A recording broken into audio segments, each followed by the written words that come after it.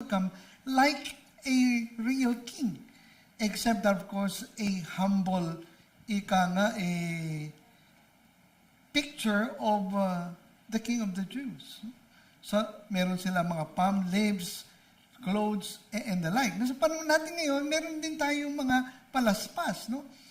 At yung mga palaspas na yan, dinadala yan sa Catholic Church, ilang mga Christian church or churches, tapos inuuwi yan ng mga faithful, no? At nilalagay sa pintuan, sa altar, sa bintana, sa paniniwala na merong kapangyarang ito to ward off evil spirits, no? So may ganung superstitious belief, no? So Palm Sunday is the beginning of Holy Week, which commemorates Jesus' entry into Jerusalem on a donkey, and people threw leaves on the ground, an act of honor given to royalty.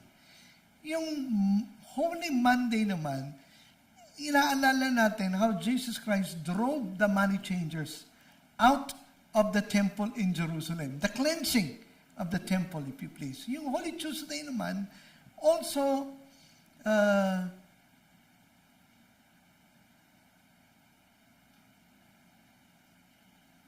yung Holy Wednesday, let me skip, no? Actually, Holy Tuesday is also known as a day where Judas Iscariot agreed to betray Jesus to the religious leader, particularly on the Wednesday, no? Yung Tuesday, Christians remember the story of a woman who anointed Jesus' feet with the perfume, expensive perfume. Yung Monday, Thursday naman, commemorates the Last Supper. Pero bago nagkaroon ng Last Supper, Jesus washed the feet of the disciples. And then, after the Last Supper, sabi niya, a new commandment I give to you. And by the way, the word a new commandment in Latin, mandatum novum. Novum is new, mandatum command. No? And what is the new commandment? That you love one another as I have loved you. Kaya yung Monday, Thursday, nanggaling sa mandatum novum. No? A new command I give to you. And what better way to show one's love than to wash the feet of your brothers and sisters? An act of sacrifice, no? An act of service and humility. Good Friday, alam na alam natin ito, no? This is when the day Jesus was crucified on the cross, the day He died on the cross to pay the penalty of man's sin. And then, of course, yung Easter Sunday, basically is the day when Christians celebrate the resurrection of our Lord Jesus Christ from the grave, no? And this signifies His victory over death and sin, and how He rose from the grave on Sunday. And in fact, He appeared to the disciples, including the women, particularly Mary Magdalene. All right. Ngayon naman, ang nais kong tignan natin yung tinatawag na socio-political and religious landscape at the time of this writing. No? Kasi mas maganda itong tinututukan natin, at least inaaral natin, yung background para sa gayon, mas ma-appreciate natin yung import ng storya or the importance of the story. No? All right.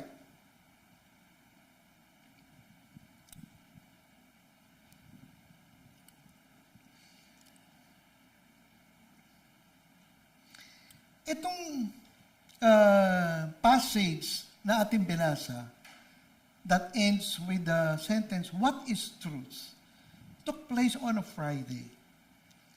And this was the same day when Jesus was crucified on the cross. At dito, makikita natin how Pilate asks Jesus a number of questions, and provided us readers, no, with insight into the person, the identity, the mission of our Lord Jesus Christ. No? Siguro, mas ma-appreciate natin to, gaya ng aking sinabi, kapag makita natin yung larger landscape. No? Halimbawa, Judah was basically a province of the Roman Empire. At dahil dito, nag-a-appoint ng mga kings at saka governors ang imperyo ng Roma. At ang na-appoint dito at the time of Jesus' crucifixion was a guy by the name of Pilate. Ito pong si Pilate, ang tinatawag nating governor that had the ultimate authority over the land, over Judah in particular. No? Now, yung mga religious authorities, yung mga leaders, ay pinangungunahan ng mga high priests, Sanhedrin. Ito yung mga spiritual leaders naman ng Israel. At bagamat ang Roma ay ultimate authority, binigyan nila ng autonomiya, ang mga Hudyo, to be governed by their own laws, religious, to be exact. No? So, ang mga religious leaders were responsible to maintain the religious and cultural affairs of Israel. No? Pero, they also had to uphold the Roman law. Kinakailangan ipatupad din nila ang batas ng Roma, lalong-lalo na sa kanilang bayan. Isa sa mga batas ng Roma, ang Romano lang ang pwedeng mag-execute. Walang karapatan ng mga Hudyo na mag-execute by crucifixion. Romano lang. Kaya nga, after having tried, in quotation, Jesus Christ by the religious leaders, they sent Jesus to Pilate to be tried and to be executed on the spot. No? Mamaya makikita natin na wala naman talagang malinaw na charges ang mga religious leaders. Anyway, nung panahon na yun, ang mga religious leaders ay medyo may pangkat-pangkat sila. No? They were not really united insofar as their view or perspective on Jesus is concerned. No? May mga ilan, at karamihan actually ang mga ito, na mga religious leaders, ang tingin nila, si Jesus ay kinakailangan maparusahan dahil siya'y banta sa seguridad ng imperyo ng Romano. No? Pero may mga ilan naman naniniwala na si Jesus, siya yung tagapagligtas ng mga Hudyo na magpapalaya sa kanila sa Roman dominion or the power of Rome. So, merong pagkakaiwaiwala. At si Pilate, aware siya dito sa hindi pagkakaunawaan o pagkakaisa ng mga Hudyo. So, against this backdrop, Jesus was arrested by the Jewish authorities and they brought him to Pilate on charges of sedition. Criminal daw si Jesus. At ang charges nila, in fact, if you read earlier on, na siya ay banta sa insurrection ng mag-overthrow ng kapangyarihan ng Romano. No? Anyway, ito yung context ng conversation ni Pilate at saka ni Jesus. No? Na kung saan, gaya ng aking sinabi, tinanong ni Pilate si Jesus patungkol sa kanyang persona, sa kanyang identity, sa kanyang kaharian. Ano ba ang kanyang misyon?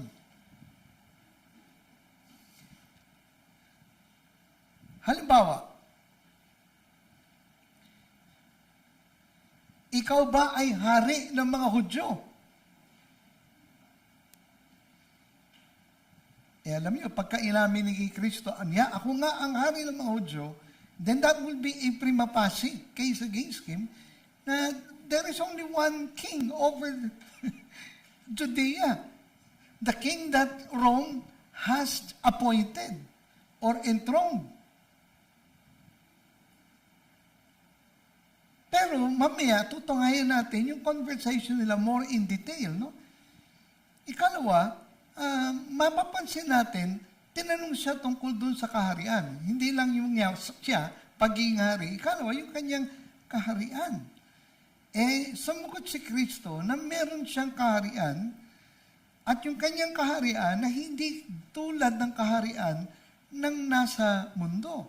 Sa katunayan, ang kanyang kaharian ay hindi nga nakabatay doon sa military might, hindi nakabatay sa physical na wealth, hindi nakabatay doon sa worldly, earthly powers, kundi ito'y the reign or rule of righteousness, of peace. At mamaya, matutungayan natin yan kasi Jesus, in quote-unquote, more cryptic, response, hinted about the kind of kingdom that He rules over. Another thing na mapapansin natin, may kinalaman din ito sa tunay na persona ni Kristo. No? At ito'y lumutang sa kanilang conversation. Dahil si Kristo ay anak ng Diyos. At siya'y kakaiba at hindi siya human leader na prophet lang or na teacher or miracle worker, kundi yung kanyang pinagmulan ay nanggaling pa doon sa langit, no? At kung saan siya po ay sinugo dito sa lupa. So, tignan natin para mas lalo nating maintindihan. Ano? Pilate then went back inside the palace, summoned Jesus, and asked him, "Are you the king of the Jews?" Interesting, kasi kung babasahin natin yung previous verses, yung mga religious leaders, isinugo nila si Kristo doon sa palasyo ni Pilate. Pero hindi sumama yung mga religious leaders. Kasi nga, ayaw nilang ma-defile. Kasi mag-observe sila ng Passover meal. At hindi lang yun, pagka ikaw ay